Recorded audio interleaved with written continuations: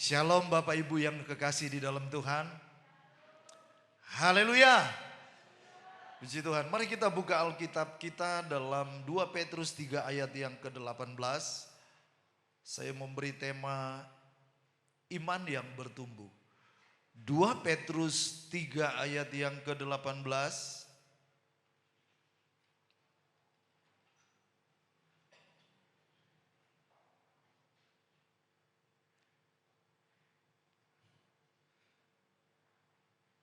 Mari kita baca bersama-sama 1, 2, 3. Tetapi bertumbuhlah dalam kasih karunia dan dalam pengenalan akan Tuhan dan Juru Selamat kita, Yesus Kristus, baginya kemuliaan sekarang dan sampai selama-lamanya. Tetapi bertumbuhlah dalam kasih karunia dan dalam pengenalan akan Tuhan dan Juru Selamat kita, Yesus Kristus, baginya kemuliaan sekarang dan sampai selama-lamanya. Iman yang bertumbuh. Saudaraku, ciri iman yang bertumbuh ada kehidupan. Ciri iman yang bertumbuh ada kehidupan doa, ada kehidupan secara rohani. Kita suka dan masih mendengar firman Tuhan. Kita juga suka beribadah. Ciri iman yang bertumbuh ada perubahan. Ketika seseorang percaya kepada Tuhan yang tadinya mungkin rusak, tadinya mungkin cara hidupnya gak benar, tapi ada perubahan. Dulu jahat, sekarang baik. Dulu kasar, sekarang lemah lembut. Dulu malas, sekarang rajin. Itu salah satu indikasi bagaimana ada pertumbuhan rohani dari seseorang. Ciri orang yang bertumbuh iman ada dampaknya dan ada buahnya. Katakan amin, saudaraku. Nah, setelah kita menjadi percaya kepada Tuhan, ada istilahnya menjadi tua itu pasti. Kalau Tuhan izinkan kita ditambahin umur terus, suatu waktu pasti jadi tua. Tapi menjadi dewasa itu adalah sebuah pilihan. Itu pilihan kita, saudaraku. Pertumbuhan rohani kita tidak secara otomatis dibutuhkan komitmen yang terencana. Komitmen. Dibutuhkan atau memutuskan, saya memutuskan hidup saya ini pilihan. Saya memutuskan untuk bertumbuh. Saya memutuskan untuk melakukan upaya untuk bertumbuh di dalam Tuhan. Bapak Ibu, kedewasaan rohani seseorang tidak diukur dari usia. Ada orang yang memang dari kandungan, dari papa mama, dari kakek nenek memang sudah Kristen. Sekian puluh tahun ikut Tuhan tapi gak dewasa-dewasa. Ada orang yang belum lama ikut Tuhan tapi karena dia punya komitmen, saya mau memutuskan, saya mau bertumbuh di dalam Tuhan, saya mau berbuah di dalam Tuhan. Dan kita bisa lihat dari dampaknya. Gampang kita menilai orang yang dewasa dalam Tuhan. Lihat aja dari dampaknya. Lihat aja dari buahnya. Kita mengenal sebuah pohon. Tuhan banyak menggambarkan dalam Alkitab perumpamaan itu dari tumbuh-tumbuhan, dari tanaman, dari pohon. Tuhan pernah menggambarkan jika engkau memiliki iman sebesar biji sesawi. Suatu waktu saya belum pernah ke Israel memang. ada hamba Tuhan dan dari sana dia bilang ini biji sesawi. Kalau saya lihat di YouTube ada 3 jenis, ada yang putih, ada yang merah, ada yang hitam, tapi ada yang biji sesawi Israel yang kecil sekali. Tetapi dari biji-bijian yang paling kecil, apabila dia sudah ditanam, dia akan tumbuh bisa sampai 3 meter lebih. Saudara, sehingga burung-burung bisa hinggap di dahan sesawi yang tadinya kecil sekali. Kenapa? Karena ada pertumbuhan. Saya rindu jemaat Tuhan, jemaat GPD Logos. Mari kita sama-sama bertumbuh di dalam Tuhan. Kita maju bersama-sama di dalam Tuhan. Kita berlomba bersama-sama di dalam Tuhan. Ibrani berkata kita berlomba dengan tekun.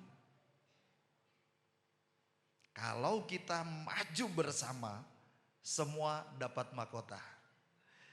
Sesama anak Tuhan kita berlomba, kita maju bersama bukan untuk saling menjegal, bukan untuk saling menjatuhkan. Tapi kita berlomba bersama, saling melayani, saling menguatkan, saling mensupport, saling mengingatkan, saling menegur, bahkan saling mendorong untuk kita maju bersama-sama sampai dapat mahkota yang Tuhan janjikan. Amin. Jadi anak Tuhan, jangan kita jadi batu sandungan, tapi kita jadi berkat. Puji Tuhan. Nah, jemaat yang dikasihi dalam Tuhan, ada pertanyaan, apakah tingkatan iman? Nah, jawabnya tentu saja ada secara sederhana, kita masih mendengar ada perbedaan seperti iman yang lemah dan iman yang kuat. Kuat imannya, lemah imannya. Baru kemarin kita pelayan altar kumpul. Saya bilang kalau mau melayani Tuhan harus tahan banting. Jangan mudah tersinggung. Sebab di sini karakter kita berbeda. Jangan mudah merajuk. Jangan mudah putus asa. Kalau iman yang lemah kita gampang. Wes tak mundur aja wes. Ada iman yang lemah, ada iman yang kuat. Ada iman yang kecil, ada iman yang besar. Saudaraku, ada iman yang kanak-kanak. Kanak-kanak ini kalau dari bayi masih diberi susu, diberi makanan yang lembut. Kalau diberi makanan yang kasar, kecut, pedas, pencernaannya terganggu. Tapi kalau iman yang sudah dewasa, orang dewasa, gambaran orang dewasa, diberikan makanan yang keras, ketika salah diperingatkan dengan firman Tuhan, kamu itu salah, kamu itu harus bertobat. Pasti nggak ngambek. Pasti seperti Daud bilang, oh saya memang bersalah. Tuhan ampuni saya. Ada yang kurang iman, ada yang beriman sepenuhnya. Semua saya catat ada ayat-ayatnya, nanti bisa di-share-kan ya. Nah, ada 3 kunci, ada banyak hal tapi 3 hal yang saya sampaikan. Ada 3 kunci pertumbuhan iman yang pagi ini kita belajar. Yang pertama, mereka yang tertanam dalam bait Tuhan. Kita buka kitab kita atau bisa lihat ke layar LCD Mazmur 92 ayat 12 sampai ayat yang ke-14. Mazmur 92 ayat 12 sampai ayat yang ke-14. Kita baca bersama. 1, 2, 3. Orang benar akan bertunas seperti pohon korma, akan tumbuh subur seperti aras di Libanon. Mereka yang ditanam di bait Tuhan akan bertunas di pelataran Allah kita. Pada masa tua pun mereka masih berbuah, menjadi gemuk dan segar. Katakan amin. Puji Tuhan. Bagaimana kita bisa bertumbuh, berbuah, bertunas, menjadi gemuk dan segar secara rohani. Orang benar akan bertunas dalam seperti pohon korma, akan tumbuh subur seperti pohon aras di Libanon. Mereka yang ditanam di bait Tuhan. Ternyata dari pelajaran Mazmur 92 ini rahasia bagaimana kita bisa bertumbuh, berbuah. Jangan berpikir saya sudah usia yang muda-muda saja. Ternyata sedangkan sudah usia pun masih bisa tetap berbuah. Amin. Lagu yang kita nyanyikan beberapa waktu lalu agak-agak apa? Siapa bilang lansia tidak berguna? Bangun pagi, sembahyang buat anak cucu dan seterusnya.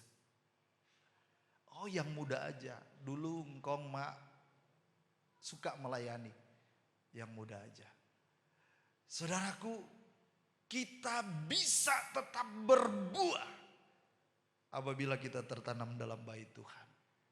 Kita bisa melayani lewat doa syafaat kita di rumah. Indikasi, saudaraku, Martin Luther katakan, doa adalah nafas kehidupan orang percaya. Ketika kita bertumbuh di bait Tuhan, di dalam sebuah gereja, di situ kita bisa menjadi dewasa. Besi menajamkan besi. Di gereja ini dengan sekian banyak orang kita, gak semua cocok di hati. Mungkin ada karakter anak Tuhan yang lain yang bisa magelin nanti kita. Bisa kita marah, bisa kita benci. Tapi disinilah Tuhan izinkan untuk kita bisa mempraktekkan firman Tuhan. Mampu gak kita mengasihi? Mampu gak kita mengampuni?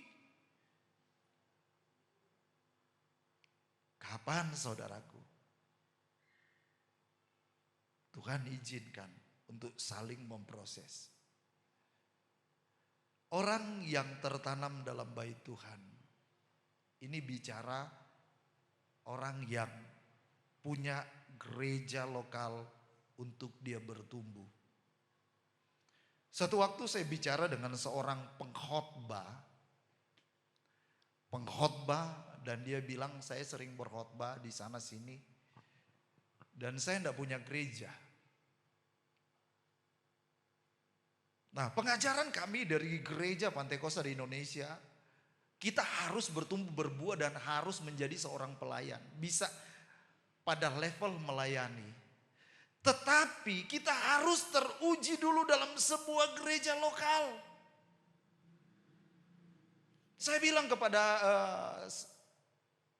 hamba Tuhan ini, kita nggak bisa berkhotbah bilang nggak cocok lah. Kita bilang kepada jemaat, hai anak-anak Tuhan, engkau harus setia beribadah ke gereja. Tapi kita tidak setia beribadah. Selalu dilihat dari perkataan dan sikap hidup kita cocok enggak? Siapa tertanam dalam rumah Tuhan? Kalau Tuhan membawa Bapak Ibu Saudara mau bertumbuh bersama kita di sini, di gereja ini, mari kita bertumbuh bersama. Amin. Di gereja ini mungkin ada banyak kekurangan. Tapi Bapak Ibu perlu tahu, di gereja di luar sana juga enggak ada gereja yang sempurna. Belum ada gereja yang sempurna. Kita sedang bertumbuh menuju pada kesempurnaan. Mau ke luar negeri pun, saya senang hamba Tuhan ini di sana. Memang hamba Tuhannya mungkin cocok. Tapi ketika kita datang di gereja itu, kita lihat anak-anak Tuhan di situ kayak cuek-cuek, kayak sombong-sombong mungkin. Kita bilang, aduh bukan di sini. Saudaraku, dimanapun namanya sebuah gereja selalu ada salib. Ada hal-hal yang Tuhan izinkan untuk memproses hidup kita supaya kita menjadi dewasa. Amin. Puji Tuhan. Haleluya. Saya berdoa Tuhan tanamkan Bapak Ibu semua di sini dan mari kita maju bersama. Kita bisa bertumbuh, kita bisa berbuah, kita bisa berdampak. Jangan dulu kita berpikir saya ingin mengubah dunia. Saya ingin mengubah sebuah bangsa ini. Tapi mari kita berubah dulu untuk diri kita sendiri. Ketika kita berubah, istri atau suami kita atau anak-anak kita lihat kita berubah. Keluarga bisa berubah. Ketika keluarga bisa berubah, kita bisa membawa dampak di gereja, kita bisa membawa dampak di lingkungan, kita bisa membawa dampak di kota kita. Puji Tuhan. Siapa tertanam dalam rumah Tuhan kan bertumbuh dan berbuah di halaman Allah. Ini lagu yang udah lama. Nah, rumah Tuhan ini berbicara juga Tuhan Yesus. Yang Yesus menggambarkan dia adalah bait Allah. Yesus berkata, akulah pokok dan kamulah carang-carangnya. Tinggallah di dalam aku dan aku di dalam kamu. Di luar aku kamu gak bisa berbuat. Tidak bisa berbuat apa-apa. Kita bisa mati, kita bisa dikumpulkan orang, istilahnya gambar pokok anggur, kemudian dibakar dan tidak berguna. Betapa pentingnya kita tinggal dalam Yesus. Secara iman kita penting ada terus dalam Yesus. Apakah yang dapat memisahkan kita dari kasih Kristus? Penindasankah, aniayakah, kelaparankah? Firman Tuhan berkata, tetapi kita lebih daripada pemenang. Amin. Dalam Dia yang memberikan kemenangan. Tetap tinggal Bapak Ibu. Tinggal di rumah Tuhan. Artinya saya komitmen. Saya mau iring Tuhan. Saya mau melayani Tuhan. Saya mau sungguh-sungguh. Apa yang Tuhan beri bagi saya mau pakai untuk bagi kemuliaan nama Tuhan. Nah yang kedua. Saudara, yang kedua, 3 kunci pertumbuhan iman di pagi hari ini kita akan belajar. Mereka yang berusaha sungguh-sungguh untuk maju dalam iman. 2 Petrus 5, 2 Petrus 1 ayat 5 sampai 8. 2 Petrus 1 ayat 5 sampai 8. Justru karena itu kamu harus dengan sungguh-sungguh berusaha untuk menambahkan kepada imanmu. Jadi dari dasar iman kita berusaha sungguh-sungguh tambah apa? Kebajikan. Dan kepada kebajikan pengetahuan. Dan kepada pengetahuan penguasaan diri. Kepada penguasaan diri ketekunan. Dan kepada ketekunan kesalehan. Dan kepada kesalehan kasih akan saudara-saudara. Dan kepada kasih akan saudara-saudara. Kasih akan semua orang. Sebab apabila semuanya itu ada padamu dengan berlimpah-limpah. Kamu akan dibuatnya menjadi giat. Dan berhasil dalam pengenalanmu akan Yesus Kristus Tuhan kita. Yang kedua, saudaraku, anak Tuhan yang berusaha sungguh-sungguh untuk maju dalam iman. Keselamatan itu adalah anugerah pemberian Allah. Bukan usaha kita, tapi pemberian cuma-cuma. Gratis. Kita cuman percaya.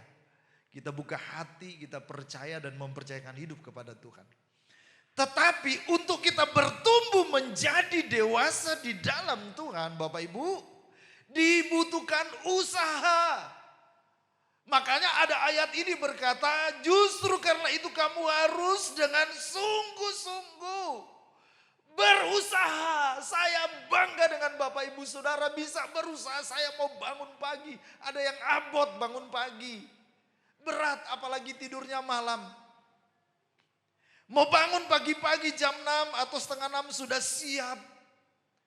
Itu enggak mudah. Bergumul, berjuang dengan keinginan daging ini, aduh enaknya tidur. Tapi kita berusaha sungguh-sungguh, mandi mempersiapkan diri.